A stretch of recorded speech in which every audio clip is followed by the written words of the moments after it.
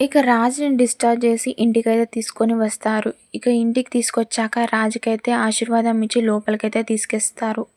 ఇక ఇంట్లోకి వచ్చాక రాజైతే కావ్యనైతే చూస్తూ ఉంటాడు. కావ్య ఏడ్చుకుంటూ పైకైతే వెళ్తూ ఉంటుంది. కళావతి గారు నువ్వు పిలుస్తుంటే పలకకుండా వెళ్తూ ఉంటుంది. కళావతికి ఏమైంది మమ్మీ అని రాజైతే అపర్ణని అడుగుతూ ఉంటాడు. నీకు గతాన్ని గుర్తుకు చేస్తే నీకు ప్రాబ్లం అవుతుందని డాక్టర్ చెప్పడం వల్ల తను తల్లి కాబోతుంది అని నీతో దాచిపెట్టడం వల్ల తను చాలా తనలో తనే నరకం అనుభవించింది అని చెప్తూ ఉంటుంది. ఇక ఆ మాటలు విని రాజు అయితే పైకైతే వెళ్తాడు. ఇంకా కావ్య అయితే ఏడుస్తూ ఉంటుంది.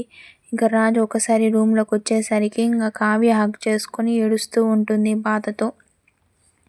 ఇక రాజు కూడా కళావతిని అర్థం చేసుకొని ఇక కళావతితో ప్రేమగా ఉంటాడు.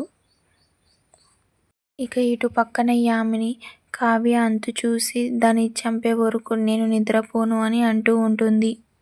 ఇక ఎలాగైనా కావ్యాన్ని ఇంకా రాజుకి దూరం చేయాలని యామిని అయితే డిసైడ్ అవుతూ ఉంటుంది.